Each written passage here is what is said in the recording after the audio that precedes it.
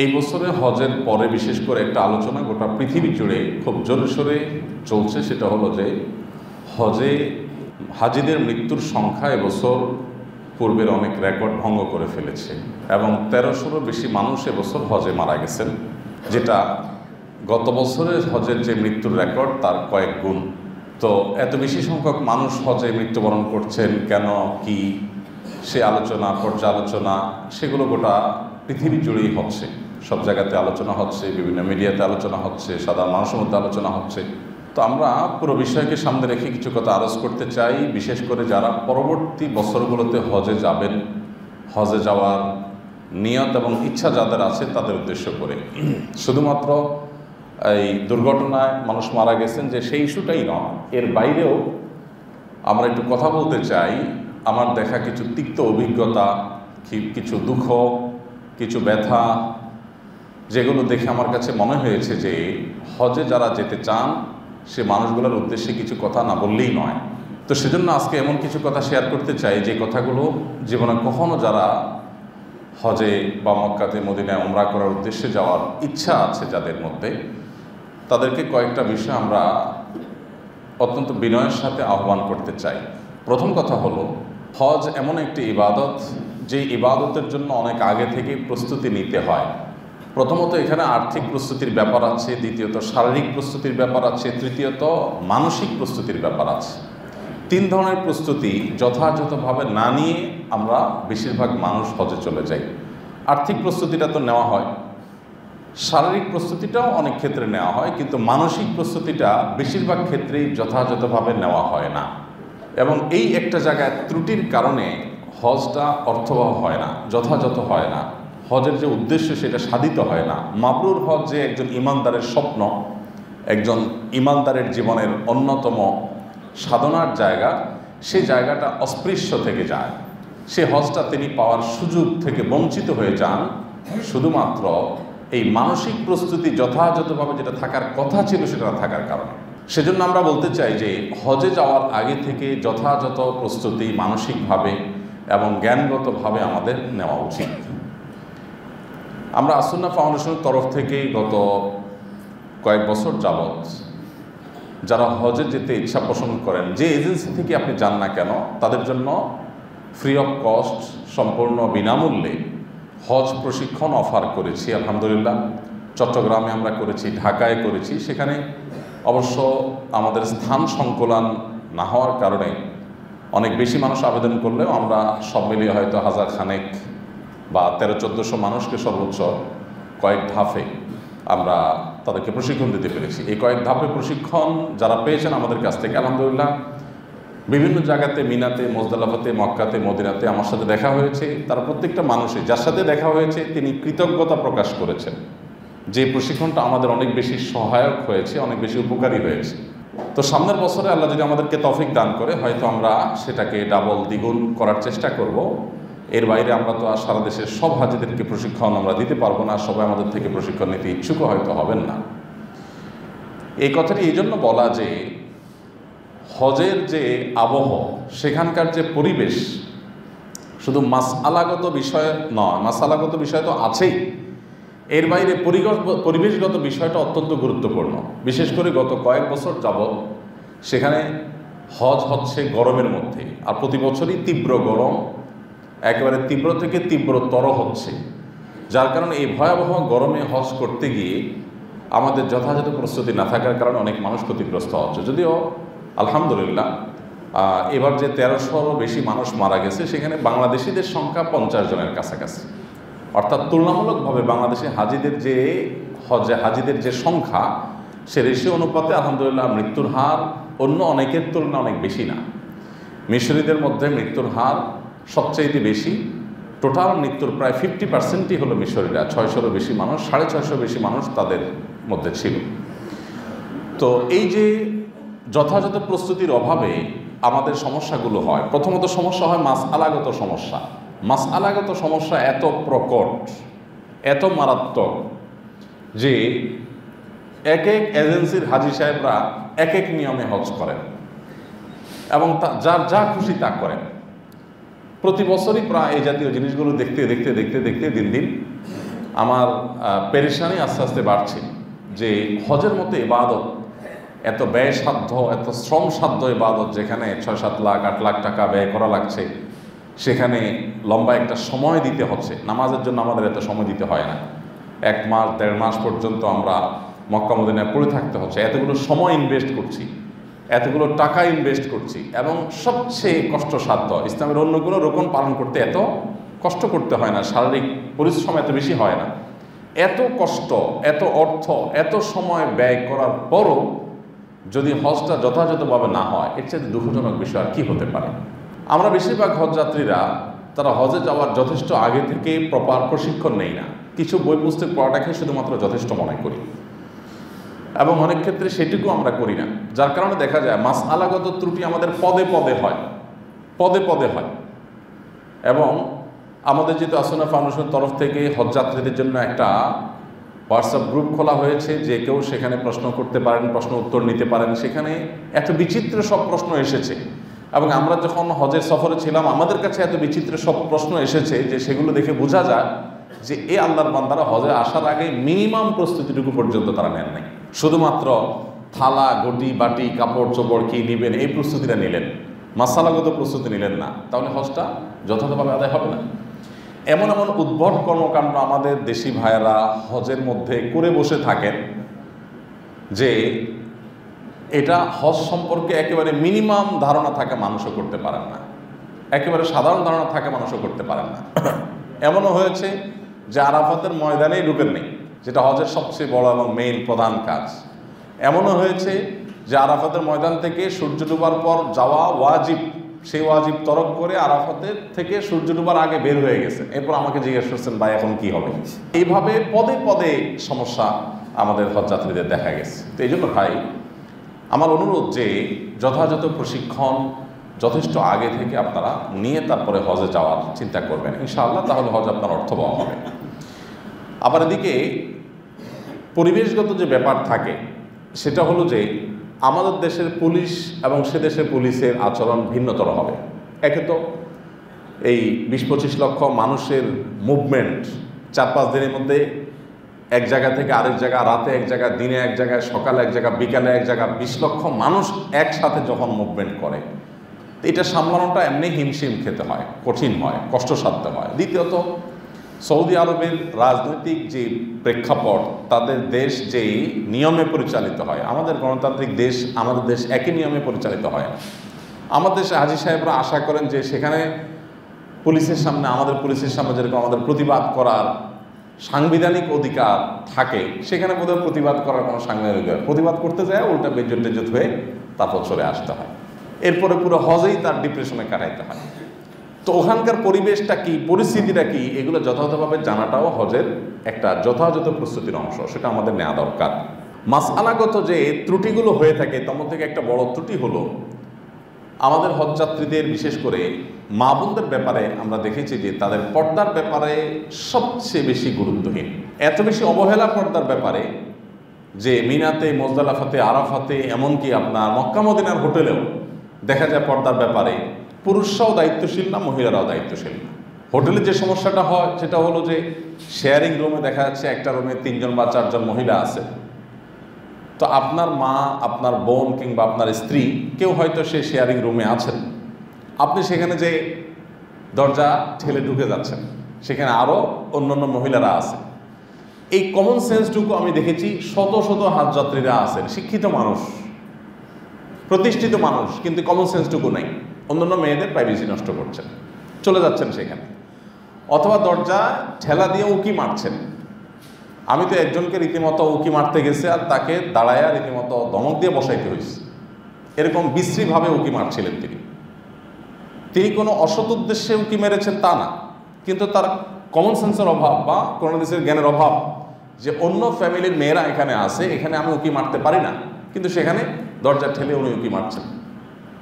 তার স্ত্রীর সাথে, তার মা বা বোন, তার পরিবারের যে মহিলা আছে তার সাথে কথা বলবেন। অনেকে কথা বলতে গিয়ে দরজা এমনভাবে দাঁড়িয়ে কথা বলছেন যে ভেতরে মহিলারা তাদের পোশাক আশাকে তাদের মতো করে তারা আছে, সেগুলো সব রাস্তা থেকে বা করিডোর থেকে দেখা যাচ্ছে। তো পর্দার ব্যাপারে আমরা সবাই হজের ট্রেনিংটাতে নেই, পর্দার ট্রেনিংটা নেই। পর্দার মাসআলাটা সাধারণত হজের ট্রেনিংয়ে আলোচনাও হয় না। আমরা নিজেরাও যে খুব বেশি আলোচনা করছি তা না, তো আমার তিক্ত অভিজ্ঞতা হয়েছে, সামনে থেকে আমরা হয়তো বিষয়ে খুব বেশি সতর্ক করতে পারবো মানুষদেরকে। আরাফাতে বেশিরভাগ তাঁবুগুলোতে দেখা গেছে যে মহিলা আর পুরুষ সব এক জায়গায়, একটা তাঁবুর মধ্যেই, মানে একটা রুমের মধ্যেই মহিলারাও শুয়ে আছে, পুরুষরাও শুয়ে আছে। মুজদালেফাতে এটা তো নিয়ন্ত্রণ করার মতো সুযোগই নেই, সেখানে যদি তাঁবুর সিস্টেমই নেই, যার কারণে সেখানে সবাই একটা একটা কার্পেট নিয়ে যার যার মতো করে নিজস্ব সতর্কতা অবলম্বন করে। কিন্তু এখানে দেখা যায় 200-250 মানুষ, এর ভিতরে 100 মহিলা 200 পুরুষ, সব ফ্ল্যাট বিছানা। তো সেখানে এজেন্সির যারা দায়িত্বশীল আছেন তারা যে উদ্যোগ নেবেন, তারা যে একটু পর্দা দিবেন, মহিলাদের পর্দা বিষয়টা খেয়াল করবেন, এগুলো ম্যাক্সিমাম এজেন্সির লোকজন করে না। এজেন্সির লোকজনের কাজ হলো বাস দিয়ে নিয়ে গেছে, নিয়ে আসছে, জায়গা মতো পৌঁছা দিছে, দায়িত্ব শেষ হয়ে গেছে, বাস কিল্লা ফতে। পর্দা থাকলো কি গেল এটা তাদের দেখা দেখি নাই। হাজি সাহেবরা যারা হজ করতে যান তারাও বুঝেন না। অনেক পুরুষরা আছে মহিলাদের টয়লেটের ওখানে গিয়ে দাঁড়ায় দাঁড়ায় আলাপ করতেছে, গল্প করতেছে, তার সামনে অন্য মহিলারা উজু করছে, তাদের হাত মুখ খুলতে হচ্ছে, তাদের কাপড় চোপড় শর্টকাট করে সংক্ষিপ্ত করে তাদের ওয়াশরুমে যেতে হচ্ছে, সেখানে যায় দাঁড়ায় আছে বেহায়ের মতো। বহু হজযাত্রী, একজন দুজন না, শত শত। আবার অনেক মহিলারাও আছে যে স্বামীর সাথে আলাপের নাম দিয়া পুরুষদের তাঁবুর এখানে এসে তিনি পর্দা লঙ্ঘন করছেন। এটা রীতিমতো আমাদের দেশে হজযাত্রীদের মধ্যে মহামারীর আকার ধারণ করেছে। এবং হজে যে পর্দার বিধান মানতে হয় এটা আমরা অনেকে মনে করি বোধ হয় হজের ক্ষেত্রে পর্দার বিধানের শিথিলতা আছে। কারণ অনেক দেশে মেয়েরা আছে যে দেশে মেয়েরা আসলে পর্দাই করে না, তারা হজে এসেও ওই রকমই থাকে। তো ওইগুলো দেখে আমার দেশের পর্দানুশীল মেয়েরাও হয়তো মনে করে কেউ কেউ যে বোধ হয় এখানে আসলে পর্দার করে শিথিলতা আছে, তাহলে আরাবিয়ান মেয়েরা, ইরানি তুরানি মেয়েরা তারা কেন এরকম খোলামেলা আছে। তো এই জন্য এই বিষয়টা খুবই গুরুত্বপূর্ণ যে আমরা হজে যাওয়ার আগে পর্দার বিধিবিধানগুলো খুব ভালো করে জেনে নিব। বিশেষ করে যে সমস্ত কারণে আমাদের হজ নষ্ট হয়ে যেতে পারে সেই কারণগুলোর ভিতরে একটা বড় কারণ হলো এই পর্দাহীনতা বা পর্দার ত্রুটি। তো এই জন্য এই বিষয়টাকে আমরা খুব বেশি ইনশাআল্লাহ খেয়াল রাখবো এবং খুব বেশি মনোযোগ দিব, যাতে করে কোনো অবস্থাতেই পর্দাহীনতার এই বিষয়টি, এই ব্যাধিটা আমাদেরকে পেয়ে না বসে। আমরা পর্দাহীনতার যে নানা চিত্র দেখেছি, এর মধ্যে আরেকটা চিত্র হলো, ভয়াবহ চিত্র হলো যে এমনও আছেন স্বামী স্ত্রী নন বা মাহারাম নন, কিন্তু হজের সফরে গিয়ে তারা মাহারামের চাইতে আপন হয়ে যাচ্ছেন এবং ঘনিষ্ঠ হয়ে যাচ্ছেন, মিশছেন, উঠা বসা করছেন, মানে রীতিমতো কবিরা গুনাহ। কিসের হজ, কিসের সওয়াব, উল্টা আরও গুনাহ হবে। এবং এই জিনিসটা আমরা দেখেছি যত বেশি মানুষ যাচ্ছে, মানে সংখ্যা যত বাড়ছে এই ত্রুটির পরিমাণও তত বাড়ছে। এটা একটা ভয়াবহ আকার ধারণ করেছে। তো এই বিষয়টা আমরা ইনশাআল্লাহ খেয়াল রাখার চেষ্টা করবো সবাই যারা পরবর্তীতে যাবো ইনশাআল্লাহ। বিশেষ করে নজরের হেফাজত। দেখেন আল্লাহ তাআলা 3টি কাজ করতে নিষেধ করেছেন হজের সফরে। ফামান ফারাজা ফিহিন্নাল হাজ্জা ফালা রাফাসা ওয়ালা ফুসুকা ওয়ালা জিদালা ফিল হজ। রাফাস যদি স্ত্রী সহবাসকে বোঝানো হয়, কিন্তু এখানে নারী ঘটিত যে অপরাধ আছে, গুনাহগুলো মানুষ করে থাকে, সেগুলো এর মধ্যে সামিল হয়ে যায় আরও স্বয়ংক্রিয়ভাবে। নিজের বিবাহিত স্ত্রী যেখানে এহরামরত অবস্থাতে আল্লাহ তাআলা তার সাথে সম্পর্ক করা, শারীরিক সম্পর্ক যেখানে হারাম করেছেন, সেখানে অন্য নারীদের সাথে তাদের সৌন্দর্য যদি কেউ দেখে বেড়ায় তাহলে সে কত ভয়াবহ হবে সেটা বলাই বাহুল্য। তাহলে আলাদা করে আল্লাহ তাআলা কেন নিষেধ করেছেন এই বিষয়টা থেকে, অশ্লীলতা থেকে বা এই জাতীয় যৌনতা সংশ্লিষ্ট অপরাধ থেকে বেঁচে থাকার জন্য আলাদা করে কেন নিষেধ করেছেন আল্লাহ তাআলা? হয়তো বা এই জন্য যে সেখানে হজের যে মুভমেন্ট হবে, লক্ষ লক্ষ মানুষ একসাথে যাবে, মহিলা পুরুষ একসাথে যাবে, অনেক মহিলা সেখানে তার নিজেকে তিনি হয়তো যথাযথভাবে রাখতে অসক্ষম হবেন, অনেকে হয়তো শরিয়ার মাসআলা জানা না থাকার কারণে বা তার চেতনা দুর্বল হওয়ার কারণে, তাকওয়া দুর্বল হওয়ার কারণে তিনি হয়তো পর্দাহীন থাকবেন। এই চান্সে যেন আপনি আপনার নজরের হেফাজত করেন বা এই চান্সে যেন আপনি যেন গুনাহ না করেন, এই জন্য আল্লাহ তাআলা আলাদা করে গুরুত্ব দিয়ে বলছেন যারা হজ করবে তারা যেন এটার জন্য খেয়াল করে। এটা খেয়াল করার নামগন্ধ খুব একটা নেই। উল্টা বরং দেখা যায় যে ইচ্ছাকৃতভাবে সেখানে অনেকে গেট টুগেদারের একটা সুযোগ পেয়ে যান মনে হয়, এরকম একটা ব্যাপার স্যাপার। আল্লাহ তাআলা আমাদেরকে হেফাজত থাকার তৌফিক দান করুন।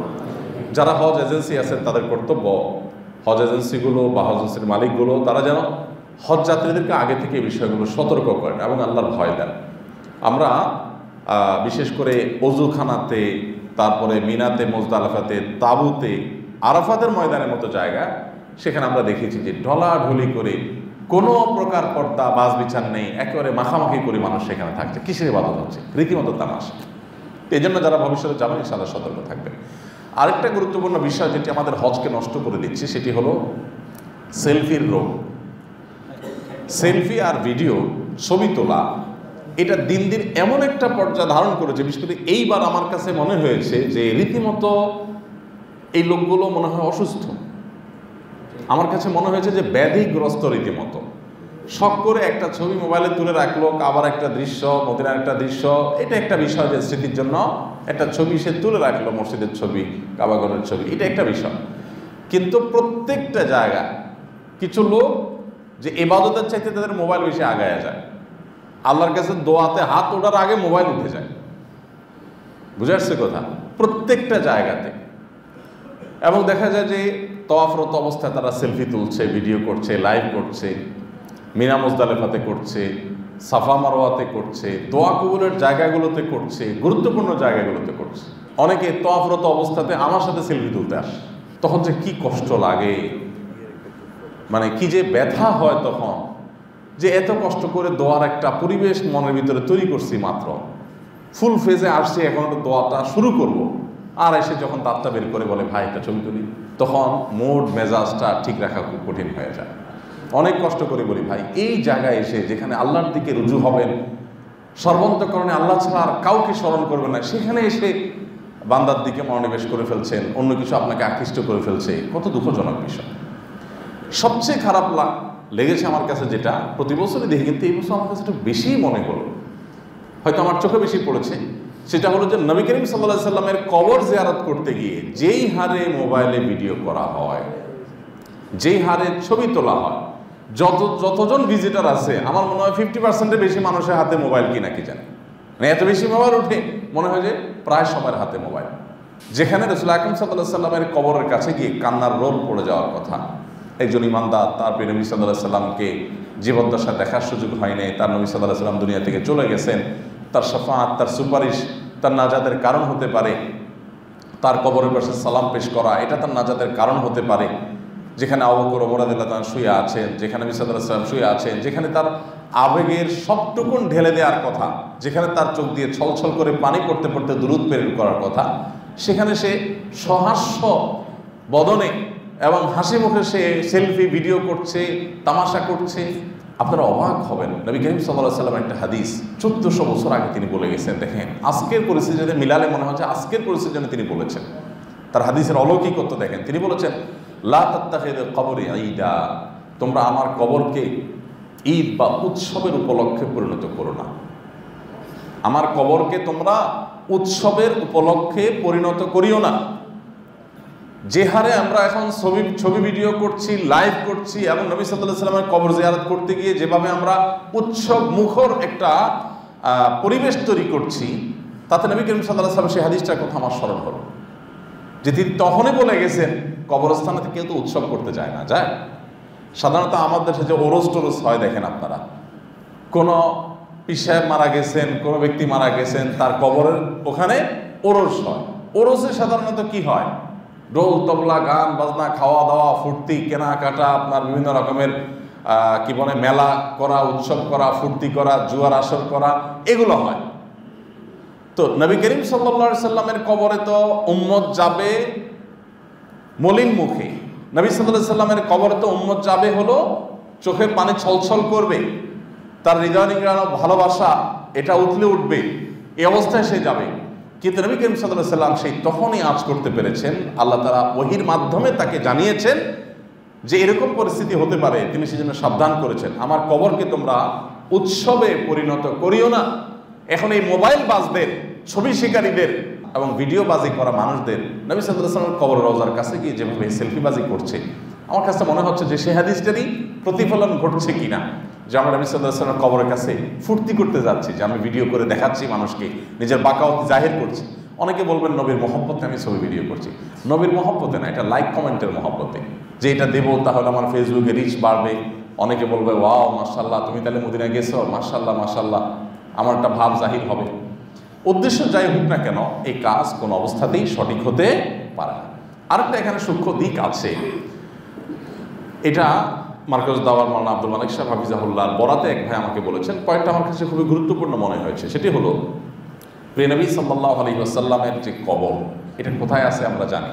এই কবরটা মূলত আম্মা জান আয়েশা রাদিয়াল্লাহু আনহার বাসা, তার ব্যক্তিগত গৃহ, ঘরের অভ্যন্তর, সেখানেই কবর হয়েছে। কারণ নবী সাল্লাল্লাহু আলাইহি ওয়াসাল্লামের মৃত্যু হয়েছে আয়েশা রাদিয়াল্লাহু আনহার ঘরে, আর নবীদের মৃত্যু যেখানে হয় সেখানেই তাদের কবরের নির্দেশনা। এটা নবীদের জন্য স্পেশাল। অন্য সবাই সাধারণ কবরস্থানে হলো নবীরা যেখানে মৃত্যু হয় ওনাদের ওখানে দাফন হয়। তো আয়েশা রাদিয়াল্লাহু আনহার বাসা যদি মৃত্যু হয়েছে ওখানে তার দাফন হয়েছে। এখন নবী করিম সাল্লাল্লাহু আলাইহি সাল্লামের কবরের এই জায়গাটা মূলত আয়েশা রাদিয়াল্লাহু আনহার বাসা। সাধারণত কারোর বাসা বাড়ি, সেটা যদি কোনো মহিলা মানুষ হয় তাহলে তো আরও গুরুত্বপূর্ণ, তার বাসা বাড়িতে উকি দেওয়া এটা ভয়ঙ্কর অপরাধ, ভয়ঙ্কর গুনাহের কথা। কারণ মানুষের বাসা বাড়িতে উকি দেওয়া মানে তার প্রাইভেসি নষ্ট করা। নবী করিম সাল্লাল্লাহু আলাইহি সাল্লামের হাদিসে এও বলা আছে, কেউ যদি কারোর বাসা বাড়িতে উকি দেয় তাহলে তার অপরাধের মাত্রাটা এত ভয়াবহ যে তার চোখ তুলে ফেলার মতো অপরাধ সে করে। চোখ তুলে ফেলতে বলা হয় নাই, তবে অপরাধের মাত্রা বোঝাতে গিয়ে বলা হয়েছে যে তার চোখ তোলার মতো অপরাধ সে করেছে। এত বড় জঘন্য অপরাধ করেছে যদি কারোর বাসা বাড়িতে, কারোর অফিসে, কোনো জায়গায় কেউ উকি ঝুঁকি মেরে দেখে। আমাদের দেশে তো এগুলো বিশেষ করে গ্রামাঞ্চলেতে কথিতই আছে যে কোনো ঘরে স্বামী স্ত্রীর একটু জোরে কথাবার্তা চলছে, কোনো কারণে বাদানুবাদ হয়েছে, তো আশেপাশে মহিলারা সব অ্যালার্ট হয়ে যায়, তাই না? এই চুপ চুপ কোনো কথা বলিস না, এবার কান দিয়ে শুনে কি বলতেছে, আছে না নাই? মানে যতগুলো মহিলা ততগুলো সিসি ক্যামেরা। শুধু মহিলারা এই কাম করে তা না, পুরুষরাও করে। তবে মহিলাদের মধ্যে এই রোগটা বেশি, গ্রামাঞ্চলে একটু বেশি। শহরে তো ওয়ালে কারণে সুযোগ পায় না, সুযোগের অভাবে শহরের মানুষ সৎ। বাকি গ্রামের মানুষের যেহেতু সুযোগটা থাকে, এই জন্য কাঁচা ঘর, টিনের ঘর হলে একটু জোরে আওয়াজ হচ্ছে স্বামী স্ত্রীর বা শাশুড়ির সাথে বৌমার, তো সাথে সাথে আশেপাশের সমস্ত মহিলাগুলো সব অ্যালার্ট হয়ে যায়। এই সব চুপ চুপ দেখি কি চলছে, কান পেতে শুনে কোনো রকম একটা দুর্বল পয়েন্ট পাইলেই হলো, এবার ওইটা মার্কেটিং শুরু হয়ে যায়। ভাইরা আমার, ব্যক্তিগত বিষয়গুলোকে ইসলাম কত গুরুত্বের সাথে দেখে। নবী করিম সাল্লাল্লাহু আলাইহি ওয়াসাল্লাম বলেছেন, ইজা হাদ্দাসার রাজুলু ফালতাফাতা ফাহি আমানা। কোনো ব্যক্তি কারোর সাথে কথা বলেছে, কথা বলার পর সেখান থেকে সে যদি সরে যায় তাহলে এই কথা তার কাছে আমানত হয়ে যায়, এটা সে আর কারোর কাছে বলে বেড়ানোর অধিকার নাই। আজকাল তো এমন একটা পর্যায়ে আসছি আমরা, সোশ্যাল মিডিয়াতে, ফেসবুকে কয়েকদিন পর পরই মানুষের ইনবক্সের লেখাজোখা, ইনবক্সের বক্তব্য এগুলো ভাইরাল হয় না? আমানত। আপনার সাথে ইনবক্সে কেউ কোনো আলাপ আলোচনা করেছে, কোনো জাতীয় স্বার্থ না থাকলে আপনি তার সাথে মনোমালিন্য হয়েছে, এবার ইনবক্সের লেখাজোখা এগুলোকে স্ক্রিনশট আপনি বাহিরে প্রকাশ শুরু করে দেন, এটা প্রাইভেসি লঙ্ঘন হয়। তো নবী করিম সাল্লাল্লাহু আলাইহি সাল্লামের যে কবর, এটা যদি আজলাতার ঘর, এমনিতে সাধারণ ঘরে উকি মারা যদি এত বড় অপরাধ হয়, সেখানে নবী করিম সাল্লাল্লাহু আলাইহি সাল্লামের কবর, যেটা আম্মা জান আয়েশার ঘর, নবী সাল্লাল্লাহু আলাইহি সাল্লামের স্ত্রীর ঘর, সেখানে উকি মারাটার অপরাধের মাত্রা কত বেশি হতে পারে? আমি কি বুঝাতে পারছি বিষয়টা? আপনি রাসূল সাল্লাল্লাহু আলাইহি ওয়াসাল্লামের কবর জিয়ারত করতে যাচ্ছেন, প্রত্যেকটা মানুষকে দেখবেন এভাবে উকি ঝুঁকি মারে, ভিতরে কি আছে এটা দেখা দেখির চেষ্টা করে। যদিও রাসূল আকরাম সাল্লাল্লাহু আলাইহি ওয়াসাল্লামের কবর, ওখান থেকে দেখা যাওয়ার কোনো সুযোগ নেই, গ্রিল আছে, কিন্তু গ্রিলের পাশেই যে কবর তা না, এখানে ওয়াল আছে, তারপরে যায় কবর, দেখার তো সুযোগ নাই, উল্টা বরং উকি ঝুঁকি করে নিজের আমলটা নষ্ট করে। নবী সাল্লাল্লাহু আলাইহি ওয়াসাল্লামের কবর জিয়ারত করে সওয়াব পাওয়ার চাইতে বরং গুনাহ হচ্ছে। প্রত্যেকটা পদে পদে এভাবে মানুষ গুনাহগার হচ্ছে। শুধু তাই নয়, হজ যাত্রীরা হজ করতে যান, হজ করে তিনি কি নিয়ে আসেন, আল্লাহর মহব্বত তার মধ্যে আদৌ আছে কিনা, সেটা তাকে টানে কিনা, এগুলো বোঝার কোনো উপায় নেই।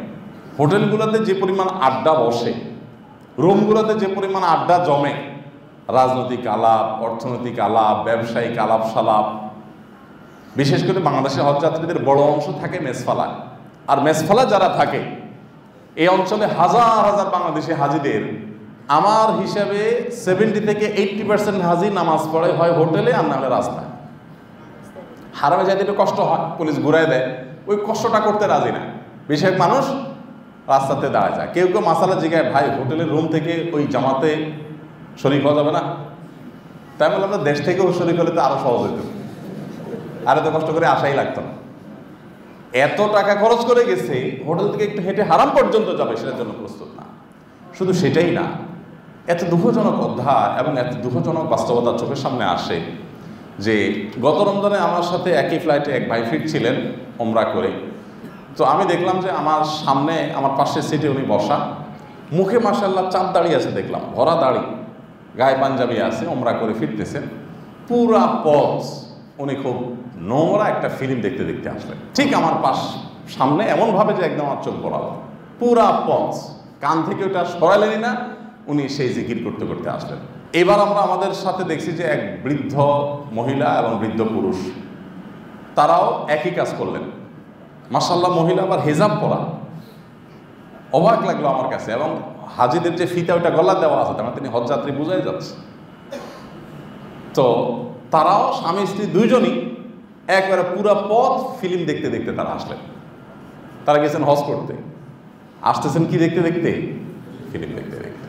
ভাইরা আমার, মানে এরকম সব বিচিত্র অভিজ্ঞতা, যে সেটা দেখে আমার কাছে মনে হয় যে হজটাকে আমরা অনেকটা তামাশায় পরিণত করে ফেলেছি আমাদের দেশে। ছেলে মেয়ের হয়তো টাকা পয়সা আছে, বাপ মারা টাকা পয়সা দিয়ে পাঠাই দিয়েছে, হজের কোনো গরজ তার মধ্যে নাই, কোনো ব্যথা দরদ তার মধ্যে নাই, শুধু যাওয়া দরকার, গেছে এবং তামাশা করে আসছে। তো আমরা যারা পরবর্তীতে হজ করব, আমরা এই বিষয়গুলোকে খুব লক্ষ্য রাখবো। আল্লাহ তাআলা আমাদেরকে এগুলো থেকে বেঁচে থাকার তৌফিক দান করুন। তৃতীয় যে পয়েন্টটা বলবো তা হলো, হজ্জে মাবরুর হবে তখন যে হজে আপনি মানুষকে খাদ্য দান করবেন, মানুষের উপকার করবেন, কোনো হজযাত্রীর ভালো কোনো কাজে আসবেন, তার কোনো কষ্ট দিবেন না। কিন্তু হজযাত্রীদের মধ্যে ঠেলাঠেলি করাটাকে একটা ইবাদত মনে করা হয়, মনে হয় যে ঠেলে সামনে আগে যাওয়া। তওয়াফ করছেন আপনি, হাঁটেন না, সবাইকে ঠেলে ঠেলে আপনার ভেঙে ভেঙে সামনের দিকে চলে যেতে হবে, মানুষকে ধাক্কায় ধাক্কায়, এরকম একটা প্রবণতা। এগুলো আফ্রিকান হাজিরা তারা অনেকেই করে, আমার দেশে হাজিরাও করে। মহিলা নাই, পুরুষ নাই, কোনো দেখা দেখি নাই এবং কোনো বাছ বিচার নাই। তো এই কারণে আমাদের হজ অর্থবহ হয় না এবং হজে মাবরুর হয় না। হজে আপনি আর কিচ্ছু করতে না পারেন, কোনো কিচ্ছু করতে না পারেন, মৌলিক ফরজ এবং ওয়াজিবগুলো শুধু আদায় করছেন, সুন্নতগুলো পালন করছেন, অতিরিক্ত নফল আমল, নফল তওয়াবও করতে পারছেন না। আপনি শুধু একটা কাজ করেন যে আপনার দ্বারা কোনো হজযাত্রী কষ্ট যেন না হয়, বাস। আপনার নাজাতের জন্য বেশি কিছু লাগবে না ইনশাল্লাহ। মাবরুর হজ হওয়ার জন্য একটা পয়েন্ট যথেষ্ট, যে আমি কাউকে কোনো কষ্ট দেব না। কেন আল্লাহ বলেছেন লা জিদালা? হজের মধ্যে কোনো ঝগড়াঝাটি যেন না হয়, কেউ যেন ঝগড়াঝাটি না করে নিষেধ করেছেন। কারণ আপনি নিজেকে নিয়ন্ত্রণ করার শিক্ষা নিতে হবে। আমরা নামাজ যখন দাঁড়াই, অনেক সময় নামাজ দাঁড়ালে আমাদের চোখের এরিয়াতে এমন কিছু হয় যেটা দেখে মেজাজ গরম হয়, মনে চায় কিছু একটা বলি বা করি, কিন্তু করতে পারি না। কেন? কারণ আমি নামাজে আছি। ঠিক একইভাবে আমি হজে আছি, এই কারণে আমি কারোর প্রতি কোনো রূঢ় আচরণ করব না। ম্যাক্সিমাম হজযাত্রীরা দেখা যায় যে এই ক্ষেত্রে ঠেলাঠেলি করা, এবাদবন্দি করতেছে, রোনাজারি করতেছে, দোয়া করতেছে, কিন্তু রাস্তায় যাচ্ছে, তওয়াফে যাচ্ছে, মিনা থেকে, মুজদালিফা থেকে, আরাফাত থেকে এক জায়গাতে আর জায়গায় যাচ্ছে, রাস্তাঘাটে মানুষকে কষ্ট দিচ্ছে, মানুষের অধিকার নষ্ট করছে। এমনকি দেখেছি আমি যে এবার বিশেষ করে মানুষের মৃত্যুর হার যে অনেক বেশি, সেটার প্রধান কারণ ছিল হিট স্ট্রোক, গরমের কারণে। এত বেশি গরম ছিল যে এই গরমে আসলে অনেকে সহ্য করতে পারে না। যদিও মৃত ব্যক্তিদের মধ্যে বেশিরভাগ লোকরাই ইলিগাল হাজি ছিল, অর্থাৎ হজের পারমিট তাদের ছিল না। তো হজের পারমিট না থাকার কারণে কি হয়েছে, হাজিদের যে সুবিধা, তাবু, এসি, এগুলো তারা পায় নাই। তো বেশি সময় রোদের মধ্যে থাকতে থাকতে শরীরের পানির শূন্যতা হইতে হইতে চরম আকারে গিয়ে তারা মৃত্যুর মুখে পতিত হয়েছে। প্রায় 6 শতাধিক মানুষ এভাবে মৃত্যুবরণ করেছে সৌদি সরকারের বিবরণ অনুযায়ী। তো যাই হোক, তো এই যে পানির সংকট, এই পানির সংকটে আমি দেখেছি যে অনেক হাজি সাহেবের কাছে 3 বোতল 4 বোতল পানি আছে, এখানে আরেকজনের প্রাণ উষ্ঠাগত মরে যাচ্ছে, কিন্তু একটু পানি সেখানে দিচ্ছে না। কি হজ করতে গেছে আমার বুঝেই আসে না, যেটা কোন ধরনের হজ।